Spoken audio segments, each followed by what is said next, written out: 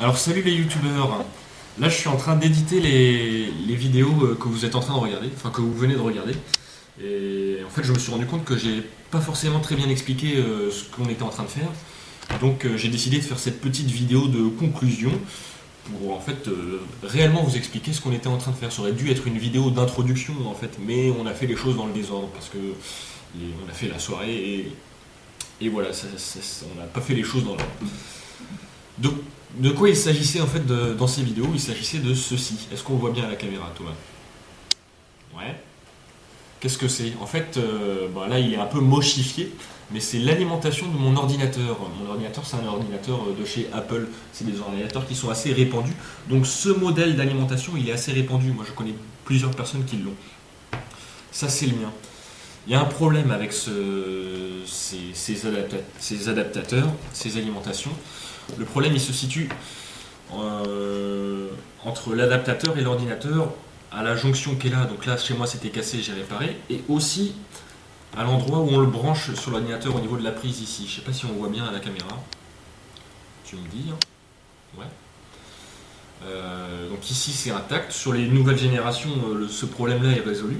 Mais par contre, le problème qui se situe ici n'est pas résolu. Qu'est-ce qui se passe en fait? On a tendance à vouloir enrouler le truc comme ça autour et on enroule le fil et il se casse à l'intérieur et du coup, il n'y a plus d'alimentation. C'est ce qui m'est arrivé. Et on voyait très bien que c'était cassé. En fait, il y avait un endroit du fil où c'était cassé et on pouvait le plier beaucoup plus fort qu'ailleurs. Donc, je me suis dit, deux solutions pour continuer à utiliser mon ordinateur. Soit j'en achète un autre, soit je le répare. Le problème c'est que ça coûte très cher et moi j'avais pas envie d'en acheter un nouveau parce que c'est bête de jeter un truc comme ça alors qu'on peut le réparer facilement, y passer une soirée et puis c'est fun. Donc j'ai fait des vidéos, j'ai réparé le truc, ça fonctionne parfaitement, je suis super content. Et l'objet des vidéos c'était bien de vous expliquer comment faire. Comment j'ai fait? Bon là, le travail est fini, donc ça va être difficile de vous expliquer, mais déjà il faut l'ouvrir, il faut commencer par l'ouvrir. Alors sur internet on trouve des ressources là-dessus, principalement en anglais, et puis des vidéos. Déjà pour commencer, pour l'ouvrir, euh, les gens l'utilisent un Dremel, je ne sais pas si vous voyez ce que c'est une espèce de scie circulaire au format perceuse. C'est un outil de geek pour customiser les trucs. Moi j'ai fait au tournevis et au marteau et en fait c'est super dur parce que Apple ils ont collé très fort leur truc. Donc il faut trouver les points faibles. Les points faibles en fait, est-ce qu'on voit bien? Les points faibles c'est ici en fait sur les côtés. On a des petites ailettes que moi j'ai virées et là on voit que c'est quand même pas mal ouvert sur les deux côtés. C'est là qu'il faut mettre les tournevis. Si vous essayez de faire sur le bord comme ça, vous allez y passer des heures. Donc ça c'est ma petite astuce et il n'y a pas cette information sur internet.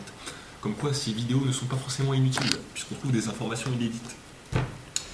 Ensuite il a fallu couper le fil à l'endroit où il était cassé. Euh, Deux fils à l'intérieur. Et ensuite il faut rétablir le contact en fait.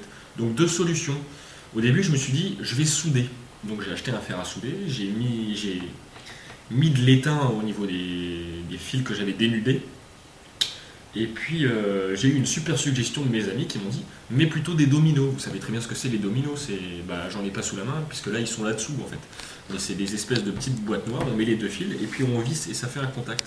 Et l'inconvénient c'est que ça prend beaucoup de place par rapport au fait de souder, à la soudure, mais l'avantage c'est que c'est plus facile et souder deux fils comme ça en l'air, moi j'ai jamais soudé de ma vie, et heureusement que j'ai eu cette porte de sortie.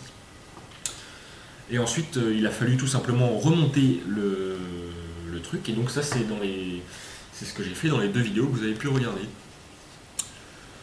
Donc voilà. Si vous avez un problème avec votre alimentation de votre ordinateur de chez Apple, et vous voyez que c'est possible de le réparer. Ça m'a pris quoi? Une soirée. Ça m'a coûté quoi? Rien. Si, deux dominos et le sous-grou autour du truc, mais ça c'est facultatif, vous pouvez mettre ce que vous voulez. D'ailleurs j'ai vu une vidéo où il y a des gens qui utilisent des nappes IDE, je sais pas si vous voyez ce que c'est ce qu'on utilise dans les tours des ordinateurs pour relier par exemple le disque dur, le lecteur de CD à la carte mère. Et c'est un très bon isolant, puisque à l'intérieur c'est que de la soudure. Donc les gens enroulent par exemple les fils dénudés avec les nappes IDE, et ça marche très bien. Donc voilà, si vous voulez réparer votre alimentation, votre adaptateur secteur de votre ordinateur de chez Apple, et ben c'est facile. Et si vous avez, si vous voulez vous lancer et que vous posez des questions, et ben vous pouvez m'envoyer un petit mail parce que je vais mettre mon adresse mail à cet endroit-là dans l'écran. Et vous pouvez m'envoyer un petit mail et je répondrai à vos questions. Voilà, je vous dis à bientôt pour le prochain podcast et je sais pas du tout ce que ce sera ni quand ce sera. Fin.